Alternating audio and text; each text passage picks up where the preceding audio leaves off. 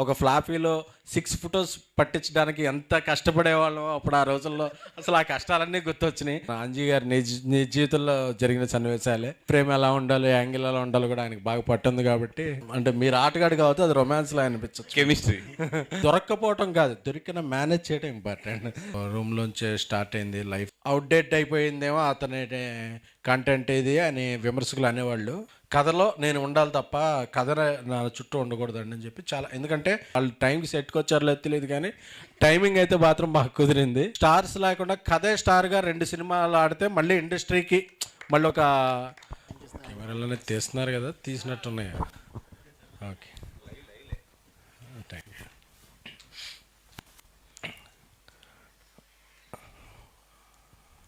ఈ సినిమా ఒక 2 years బ్యాక్, ఒక 1.5 year బ్యాక్ అనుకుంటా, వాసు నాకు ఒకరోజు కథ చెప్పాడు. ఎందుకంటే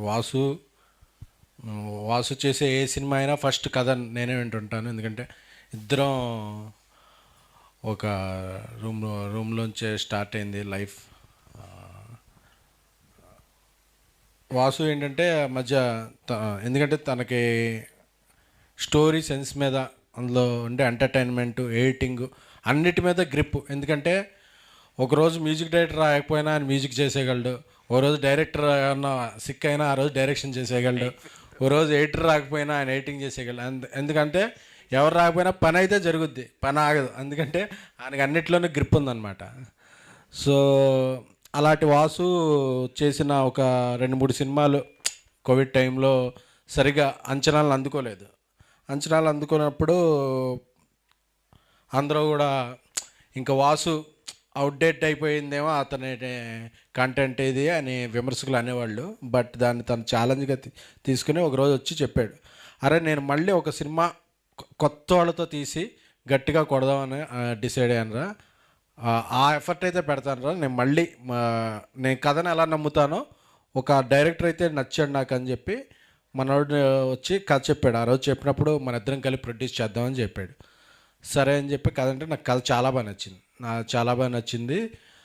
నచ్చితే లేదు వాసు ఇది బాగుంటుంది, ఎందుకంటే ఆ రోజు ఆ కథని ఈ విధంగా వస్తుందా రాదా అని చెప్పి ఎవరికీ నమ్మకం లేదు. బట్ వాసు ఈ కథను చాలా బలంగా నమ్మి అలా స్టార్ట్ అయింది. ఆ తర్వాత బేబీ రిలీజ్ అయింది, నేను హిందీ వెళ్ళటం, అలాగే తను ఈ సినిమాలో మూవ్ అయ్యాడు. వాసు ఫస్ట్ నుంచి ఒక కాన్ఫిడెన్స్గా ఉండి ఫస్ట్ కలిసింది నాని నితిన్ గారిని ఒక హోటల్లో కలిసి, ఇలాగా కథ ఉంటుందండి, దీంట్లో హీరోయిజం ఏమి ఉండదు, బట్ అన్ని క్యారెక్టర్లు ఇలా బాగుంటాయని చెప్తే ఆయన ఒక్క మాట కూడా ఇది చెప్పకుండా లేదని నేను చేసేస్తాను, నాకు మంచి కథలు రావాలంటే, అంతేకాని ఇందులో యాక్షన్ అలాంటివి నాకేం ఇష్టం లేని, కథలో నేను ఉండాలి తప్ప కథ నా చుట్టూ ఉండకూడదండి అని చెప్పి చాలా, ఎందుకంటే యంగ్స్టర్స్లో అలాంటి ఆలోచన సరళ అనేది ఉండటం చాలా మంచిది, కథలకు మంచిది. ఎందుకంటే మంచి కథలు వస్తాయి, వాళ్ళు ఉండే సినిమాలు మంచిగా ఆడతాయి. సో అందుకే ఇప్పుడు ఆయన లక్ ఏదో అంటే నేను నమ్మను, ఆయన ఆలోచించే విధానమే ఆయన సక్సెస్. ఎందుకంటే ఇలాగ నేను కథలో ఇలా ఉండాలి, కథలనే చెప్పాలి అనుకోవడం. ఎందుకంటే ఇప్పుడు చాలామంది కథలను చెప్పాలనుకోవట్లా, సో కథను చెప్పాలనుకోవడం ఆయన సక్సెస్, కథలు ఎమ్మిడిపోవటం. సో ఆయనకి ఇలాంటి విజయాలు ఎన్నో, మరిన్ని విజయాలు రావాలి. సో ఇక ఈ కథకి మంచి ఒక 3 ట్రయో వాళ్ళ మధ్య ఉండే బ్రొమాన్సే ఈ సినిమా. సో రొమాన్స్ అన్నా అండి, అంటే మీరు ఆటగాడు కాబట్టి అది రొమాన్స్లో అనిపించచ్చు. కెమిస్ట్రీ అది అంకిత్, కసిరెడ్డి ముగ్గురు వాళ్ళ టైమింగ్ బాగా కుదిరింది. సో వాళ్ళు టైంకి సెట్కి వచ్చారో లేదు తెలియదు కానీ టైమింగ్ అయితే మాత్రం బాగా కుదిరింది. సో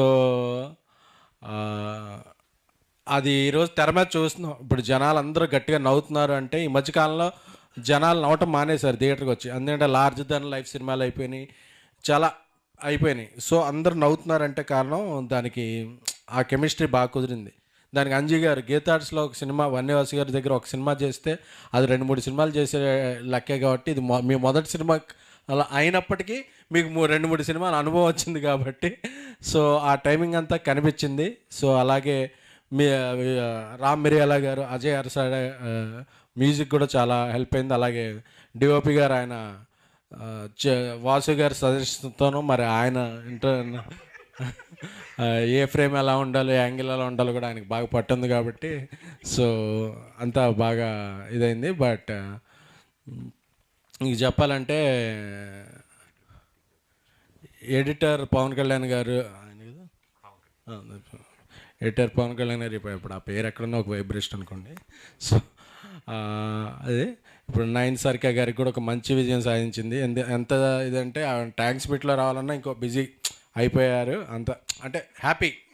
సో అలాగా ఇప్పుడు ఇంకా అందరు ఆర్టిస్టులు, కసిరెడ్డి గారు కూడా మొన్నటి వరకు స్టేజ్ మీద ఉండేవాళ్ళు ఇప్పుడు వాయిస్లో కనిపిస్తున్నారు. సో అందరూ ఒక విజయం, అందరికీ అంత సక్సెస్ అవుద్ది. అరవింద్ గారు కూడా ఇంకా నేను లేకపోయినా సినిమా మాట్లాడుతుందిరా మీరే చేసేయండి అని చెప్తున్నారు.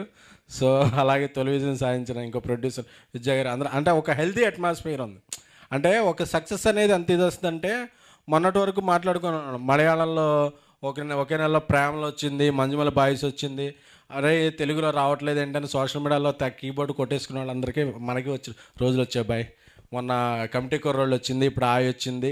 అలాగే ఈ నెలలో ఇంకా రాబోయే రోజుల్లో మంచి మంచి సినిమాలు వస్తున్నాయి. అంటే ఒకే నెలలో రెండు పెద్ద సినిమాలు ఆడటం విశేషం కాదు, కానీ స్టార్స్ లేకుండా కథే స్టార్గా 2 సినిమాలు ఆడితే మళ్ళీ ఇండస్ట్రీకి మళ్ళీ ఒక ఇది స్టార్ట్ అయినప్పుడు, అందుకని మనం ఎప్పుడు వేరే లాంగ్వేజ్ సినిమాలు చూసి అబ్బే అనుకోకర్లేదు.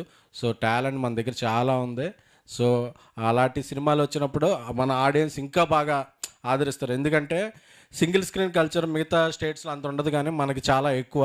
సో ఆ సింగిల్ స్క్రీన్లో ఆడియన్స్ ఎంత ఎంజాయ్ చేస్తున్నారు, మల్టీప్లెక్స్లోనూ అంత ఎంజాయ్ చేస్తున్నారు. సో ఈ సినిమాలో ఉన్న ఎన్నో సన్నివేశాలు బన్నీవాసి గారు, మన అంజీ గారి నిజ జీవితంలో జరిగిన సన్నివేశాలే. సో అందుకనే అంత బాగా తెరకెక్కినాయి. ముఖ్యంగా ఆటగాడే ట్రాక్ చూస్తుంటే నాకు పాత రోజులు గుర్తొచ్చినాయి. ఒక ఫ్లాపీలో 6 ఫొటోస్ పట్టించడానికి ఎంత కష్టపడేవాళ్ళం అప్పుడు ఆ రోజుల్లో. అసలు ఆ కష్టాలన్నీ గుర్తొచ్చినాయి. ఇంకొక 10 రూపాయలు ఇస్తాను 7వ ఫోటో ఎక్కించరా అన్న, లేదు సార్ స్పేస్ అనేవాడు. ఆ రోజుల్లో స్పేస్ కష్టాలు అలా ఉండేవి. సో ఆ సినిమా చూస్తుంటే ఆ రోజులన్నీ గుర్తొచ్చినాయి. అలాగే ఇంటర్వెల్ ముందు ఆ అమ్మాయి సర్వే దగ్గరికి వెళ్ళి అందరూ ఒకేసారి వెళ్ళి దొరికిపోతారు. ఇలాంటివి చాలా అసలు గుర్తొచ్చిందిరా, దొరికిపోయినప్పుడు ఏం గుర్తొచ్చింది అది చెప్పచ్చా మరి లైవ్లో వెళ్తుందంటే. మరి 2008, 2009, 2007 ఏదో సీక్వెన్స్ గుర్తుంది కానీ సీక్వెల్ గుర్తులేదు. అటువంటి అన్నీ అందరి జీవితాల్లో మనందరి జీవితాల్లో కూడా జరిగే సన్నివేశాలే. ఏం బ్రో కదా, అదే తమ్ముడు టైం ఫాలో అవుతాడు. సో ఎప్పుడు దొరికిపోలేదంట. బట్ దొరక్కపోవటం కాదు, దొరికిన మేనేజ్ చేయడం ఇంపార్టెంట్. సో అది చాలామందికి నువ్వు ఒక మంచి ఇన్స్పిరేషన్ ఇచ్చావు. సో అందరం ఇలా ఈరోజు సక్సెస్ మీట్ ఇంత ఆనందంగా ఉందంటే అది నిజమైన సక్సెస్. లేకపోతే సక్సెస్ మీట్ పెట్టినా మన ఫేసులు సీరియస్గా ఉంటాయి, మీ ఫేసులు సీరియస్గా ఉంటాయి, అందరం నవ్వుకుంటున్నాం అంటే ఇది నిజమైన సక్సెస్. ఎందుకంటే సక్సెస్ మీట్ పెట్టడం కామన్ కదా, సినిమా ఎలా ఉన్నా సక్సెస్ మీట్ పెట్టాలి, థ్యాంక్ యూ మీట్ పెట్టాలి.